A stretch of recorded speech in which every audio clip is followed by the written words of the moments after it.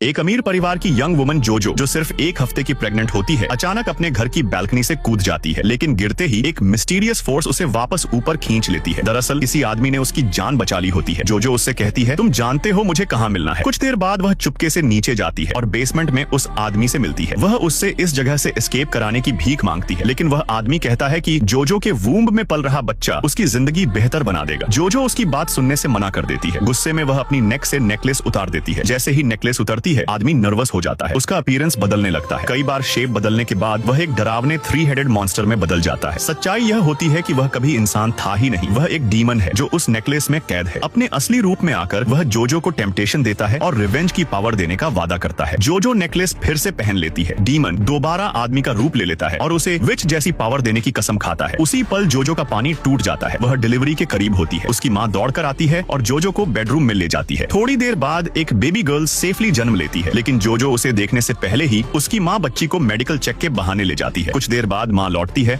और बताती है कि बच्ची को कंजेनिटल हार्ट डिफेक्ट था और वह बच नहीं पाई। यह सुनकर जोजो पूरी तरह टूट जाती है। शॉक इतना गहरा होता है कि वह बोलना बंद कर देती है, जैसे एक लिविंग कॉर्प्स बन गई हो। असल में जोजो और उसके परिवार के रिश्ते बिगड़ने की वजह एक मिस्टीरियस ब्लड लाइन होती है। जोजो का ब्लड सबसे प्योर होता है। उसे प्रोटेक्ट करने के नाम पर उसकी माँ हर वक्त उसके साथ रहती है और उसकी पूरी लाइफ कंट्रोल करती है। एक दिन जोजो के अंकल एक पार्टी रखते हैं और उसे बुलाते हैं। वहीं जोजो को एक हैंडसम यंग मैन से प्यार हो जाता है। वह उसे पहली बार सच्ची हैप्पीनेस महसूस कराता है। लेकिन अगली सुबह जोजो उठती है और देखती है कि उसकी माँ ने उस लड़के को मार दिया है। यह जोजो के दिल में अपनी माँ के लिए हेट्रेड भर देता है। कुछ दिनों बाद जोजो का पेट अचानक इतना फूल जाता है जैसे वह 9 महीने की प्रेग्नेंट हो। जब माँ को यह पता चलता है तो वह मान लेती है कि यह बच्चा ईविल है। जोजो को बंद कर दिया जाता है। वह अपने पिता से, जो एक प्रीस्ट है, मदद मांगती है, लेकिन वह भी माँ का साथ देता है। पूरी तरह टूट चुकी जोजो फिर से बैल्कनी पर जाती है अपनी लाइफ खत्म करने के लिए, लेकिन नेकलेस में बंद डीमन एक बार फिर उसे बचा लेता है। उधर सच ये होता है कि जोजो की बेटी मरी नहीं थी। उसे चुपचाप एक ब्लैक फैमिली को दे दिया गया था और उसका नाम फील्डिंग रख दिया गया। सालों बाद वह बच्ची बड़ी होकर एक यंग वुमन बनती है। उसे पता चलता है कि उसके पास एक स्पेशल एबिलिटी है। जब उसकी अडॉप्टिव मदर को कैंसर डायग्नोज होता है तो फील्डिंग, जो अब डॉक्टर होती है, अपने सुपरवाइजर से रिक्वेस्ट करती है कि उसकी माँ को हॉस्पिटल के लेटेस्ट कैंसर रिसर्च प्रोग्राम में शामिल किया जाए, लेकिन मदद करने के बजाय सुपरवाइजर उसका मजाक उड़ाता है। यह ह्यूमिलिएशन फील्डिंग को अंदर से हिला देता है। वह उसे ध्यान से घूरती है और अचानक महसूस करती है कि वह उसके माइंड के अंदर देख पा रही है। उसकी इंटेंस गेज के दबाव में सुपरवाइजर की एक ब्लड वेसल फट जाती है। होश में आने पर फील्डिंग देखती है कि वह जमीन पर गिर चुका है। Cause of death ruptured aorta. डर के मारे फील्डिंग घर भागती है और अपनी अडॉप्टिव मदर को सब कुछ बता देती है। उसकी माँ कहती है कि यह पहली बार नहीं है। स्कूल के दिनों में भी जब वह ज्यादा फोकस करती थी तो अपने क्लासमेट्स के ब्रेन्स देख सकती थी। अब फील्डिंग को शक होने लगता है कि उसकी आइडेंटिटी में कोई बड़ा सीक्रेट छुपा है। वह अपने बायोलॉजिकल पेरेंट्स को ढूंढने का फैसला करती है।